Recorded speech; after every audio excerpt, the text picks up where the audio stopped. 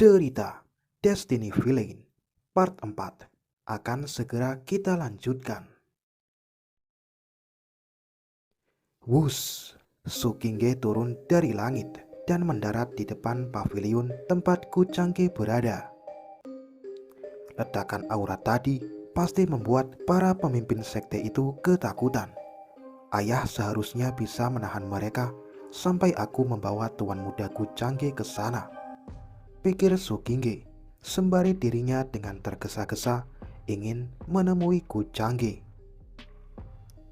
Namun pada saat itu, sebuah tangan membekap mulutnya dari belakangnya. Hal itu membuat Sukingge terkejut dan panik.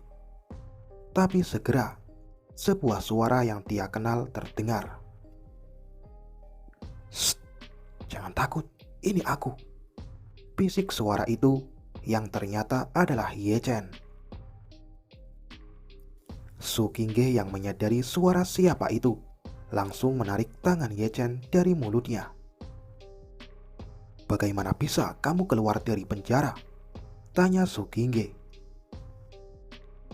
Namun Ye Chen tidak mengindahkan pertanyaan Sukingge itu. "Akan kujelaskan nanti. Sekarang aku akan membawamu meninggalkan tanah suci Taishuan. Di sini sangat berbahaya," ujar Ye Chen sambil menarik tangan Sukingge. Mendengar itu, Sukingge buru-buru melepaskan tangannya dari genggaman Ye Chen itu. Ye Chen merasa terkejut saat melihat itu. Dia lalu melihat ke belakang dan menjadi bingung dengan ekspresi yang ditunjukkan Sukingge saat ini. "Apa maksudmu dengan meninggalkan tanah suci Taishuan?" tanya Sukingge dengan ekspresi tegas di wajahnya. Mendengar pertanyaan itu, Ye Chen menjadi cemas. "Gingge, kenapa kau begitu keras kepala? Apakah kau pikir Kucangge itu akan mampu menyelamatkan tanah suci Taishuan sendirian? Atau apakah kau sudah dipaksa untuk melayani Kucangge?" tanya Ye Chen dengan tatapan tajam di matanya. "Apa yang kamu bicarakan? Tuan Muda Kucangge tidak akan pernah melakukan hal itu. Aku sendirilah yang menawarkan diriku padanya. Ini demi keselamatan tanah suci Taishuan." Sukingge langsung menyangkal tuduhan Ye Chen itu dengan tegas. Mendengar itu, pikiran Ye Chen bagaikan tersambar petir. Dia membeku di tempat. Sukingge kemudian melanjutkan perkataannya. "Apakah kau pikir aku akan diam saja saat melihat sekte dalam bahaya? Ye Chen, bisa-bisanya kau berpikir bahwa aku akan mengkhianati sekte dan melarikan diri bersamamu. Sekte sudah melatihmu selama 10 tahun. Apakah kau pernah berpikir untuk membalas budi dan membantu sekte saat kami sedang kesusahan? Kau sungguh egois, Ye Chen. Aku benar-benar merasa muak padamu," teriak Sukingge yang mengeluarkan semua isi hatinya pada Ye Chen. Ye Chen mendengarkan semua itu dengan ekspresi ketidakpercayaan di wajahnya. Tidak mungkin. Dia bukanlah Kingge yang aku kenal. Dia pasti terkena sihir jahat dari Kucangge." Ye Chen merasa sangat terguncang dengan pernyataan Sukingge itu. Yanji juga mendengarkan semua itu dan hanya bisa menghela napas. "Chen Er, ayo kita pergi sekarang." Yanji segera membujuk Ye Chen. Di sisi lain, Kucangge yang diam-diam sedang mendengarkan percakapan mereka tiba-tiba mendapatkan notifikasi dari sistem. Hubungan putra keberuntungan akhirnya terputus dengan karakter utama wanita. Dia kehilangan 50 poin keberuntungan dan tuan rumah mendapatkan 250 poin takdir. Kucangge tersenyum tipis setelah mendengar notifikasi itu. Sungguh tepat waktu. gumam Gu Changge. Dia lalu membuka pintu dan berencana untuk keluar menemui mereka. Saat suara pintu terdengar, Su Qingge dan Ye Chen langsung terkejut. Gawat, aku tidak bisa membiarkan tuan muda melihatku bersama Ye Chen. Su Qingge panik sejenak, tapi dia segera menguatkan tekadnya. Su Qingge lalu dengan tegas menghunuskan pedangnya dan menyerang Ye Chen. Ye Chen sangat terkejut saat melihat itu. Kemudian, swoosh, pedang Su Qingge langsung menembus bahu Ye Chen. Maaf, tapi aku harus melenyapkan hubungan antara kita berdua mulai saat ini, ujar Su Qingge dengan suara tegas. Mendengar itu, tubuh Ye Chen gemetar. Qingge, kau? Ye Chen benar-benar tidak mempercayai semua ini. Chen Er, ayo kita tinggalkan tempat ini. Yan Ji kembali membujuk Ye Chen.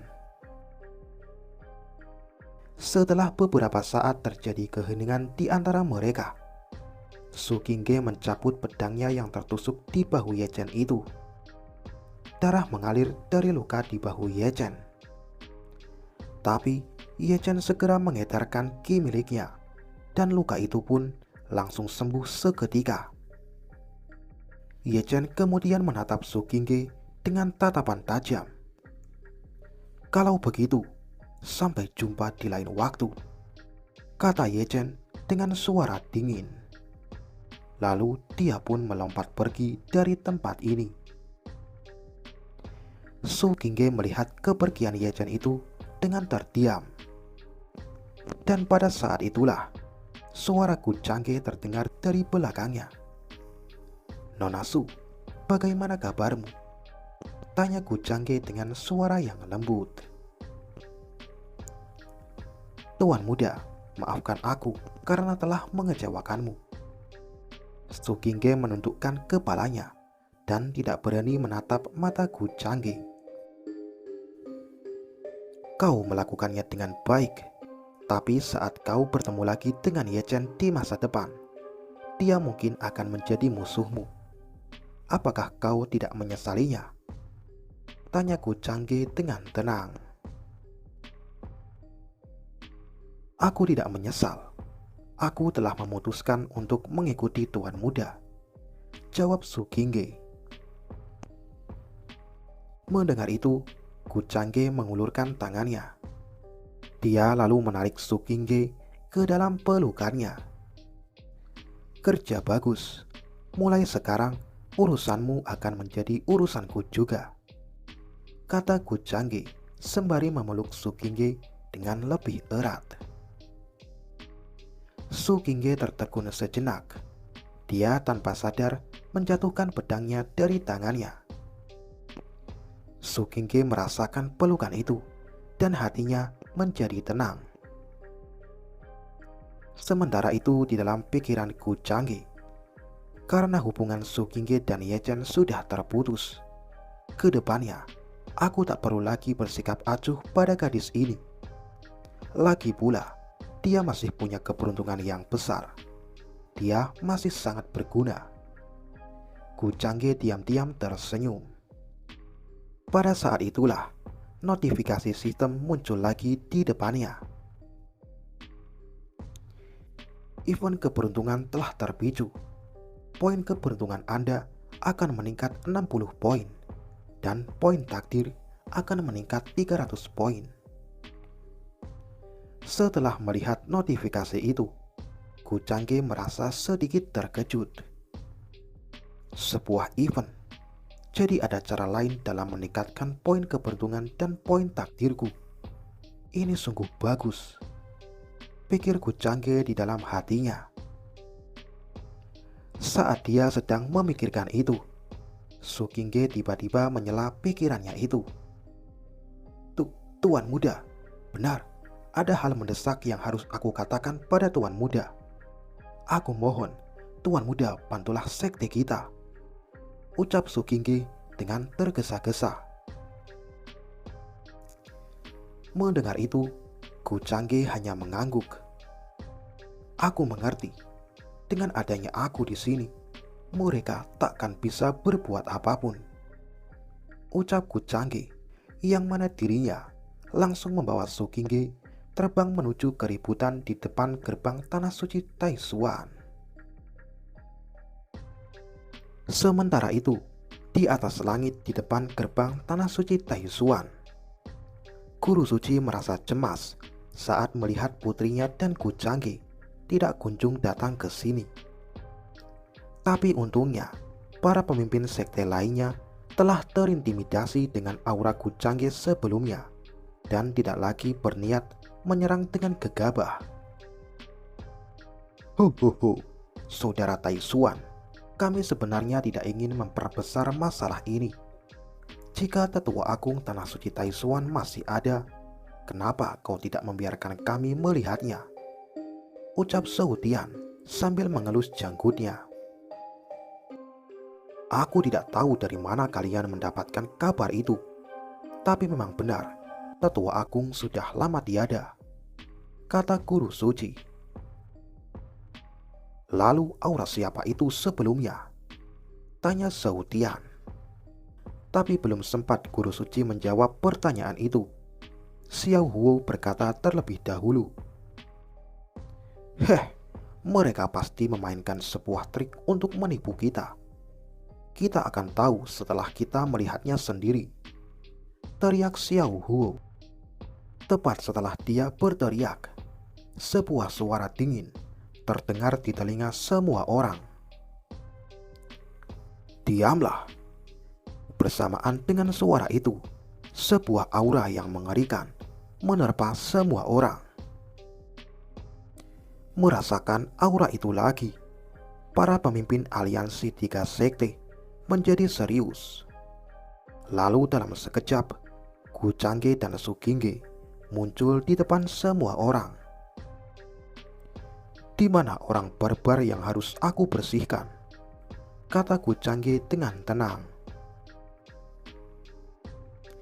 Setelah melihat siapa yang datang, Xiao Huo tertegun sejenak. Kemudian dia tertawa terbahak-bahak. Hahaha, sudah kubilang, Su Taishuan hanya menggunakan trik sebelumnya. Dia bahkan membiarkan seorang bocah ingusan maju ke sini.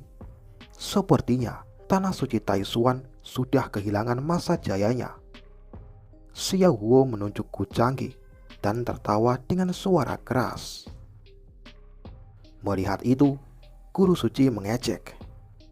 Kalau aku jadi kau, akan kutarik kembali ucapanmu itu. Tuan muda ini bukanlah orang yang bisa kamu hina, ucap Guru Suci. Haha, kalau begitu, akan kulihat seberapa mampu bocah ini. Xiao Huo mengabaikan perkataan Guru Suci itu. Dia langsung melesat ke depan dan menyerang Gu Changge. Segera, siluet macan bergigi tajam terlihat di depan Gu Changge. Dan kemudian, bam! Suara benturan keras terdengar. Ternyata, Gu Changge berhasil menahan serangan itu hanya dengan satu tangannya. Xiao Huo kaget. Tapi Gu Changge tidak berhenti di situ. Dia memutar lengan Xiao Huo hingga terpelintir dan patah. Gu Changge lalu memukul mundur Xiao Huo ke tempat pemimpin sekte lainnya berada. Setelah menstabilkan pijakannya, Xiao Huo menatap Gu Changge dengan mata terbuka lebar. Tidak mungkin, ranah penguasa suci. Xiao Huo benar-benar terkejut. Mustahil, bagaimana bisa ada ranah penguasa suci yang masih sangat muda di tanah suci Taishuan? Zhou Tian juga merasa sangat terkejut. Melihat itu, Zhou Wuji segera maju dengan membawa senjata kekaisaran di tangannya. Nak, kau memang sangat berbakat, tapi kau seharusnya lebih menahan dirimu. Tidak peduli dari mana asalmu, Kau lebih baik tidak ikut campur dengan masalah tanah suci Taishuan, ujar Zhu Wuji. Mendengar itu, Gu Changge hanya tersenyum tipis. Mulai sekarang, masalah tanah suci Taishuan merupakan masalahku juga. Gu Changge segera menyatakan pendiriannya. Su Qingge dan guru suci merasa sangat gembira saat mendengar itu. Di sisi lain, ekspresi Zhu Wuji menjadi serius. Karena kau bersikeras mencari kematian, jangan salahkan kami karena bersikap kasar. Ayo kita serang dia bersama. Zhu Wuji segera menginstruksikan kedua pemimpin sekte lainnya. Xiao Huo tidak ragu-ragu. Dia langsung mengeluarkan pedangnya dan menyerang Gu Changge. Zhao Tian juga mengeluarkan pedangnya dan bersiap untuk menyerang. Segera, Xiao Huo tiba di depan Gu Changge. "Rasakan ini, bocah!" teriak Xiao Huo sambil mengayunkan pedangnya dengan kedua tangannya. Namun lagi-lagi, Gu Changge dengan tenang menangkis pedang itu dengan satu tangannya. Tapi setelah itu, serangan pedang Zhao Tian segera mendekat dari arah lainnya. Gu Changge masih tetap tenang saat melihat serangan itu. Dia hanya mengangkat satu jarinya dan berhasil membelokkan serangan Zhao Tian itu. Melihat serangan mereka dipatahkan dengan begitu mudah, Xiao Huo dan Zhao Tian sangat kaget. Tepat pada saat itu, suara Zhu Wuji terdengar. "Jatuhkan!" teriak Zhu Wuji. Segera setelah teriakan itu, menara tanpa batas jatuh ke arah Gu Changge. Xiao Huo dan Zhao Tian buru-buru menjauh. Sementara Gu Changge hanya melihat menara itu mendekat ke arahnya dengan tenang. Dia tidak berniat menghindarinya sama sekali. Kemudian, Gu Changge langsung terjebak di dalam menara itu. "Tuan muda!" teriak Su Qingge dengan cemas. Mau seberbakat apapun dirimu, kau akan mati jika meremehkan musuhmu," ejek Zhu Wuji. "Itu benar. Jangan pikir dengan ranah penguasa sucimu itu, kau bisa mengalahkan aliansi 3 sekte kita." Xiao Huo juga ikut menghina. Di sisi lain, Su Qingge dan guru suci merasa panik. "Ayah, kita harus membantu tuan muda," ucap Su Qingge. "Ini gawat. Kalau saja bukan karena senjata kekaisaran itu, mana mungkin mereka bisa mengalahkan tuan muda." Guru suci menggertakkan giginya. Di sisi lain, Su Taishuan, "Menyerahlah!" teriak Zhu Wuji. "Tak usah basa-basi lagi. Ayo kita langsung masuk dan ambil vena naga itu." Xiao Huo yang merasa bersemangat. Dia ingin langsung menyerang tanah suci Taishuan. Namun, tepat pada saat itu, sebuah retakan muncul di menara tanpa batas. Hal itu membuat Zhu Wuji dan yang lainnya terkejut. Tidak mungkin!" teriak Zhu Wuji. Dan sesaat kemudian, seberkas cahaya bersinar dari dalam menara itu. Lalu, boom!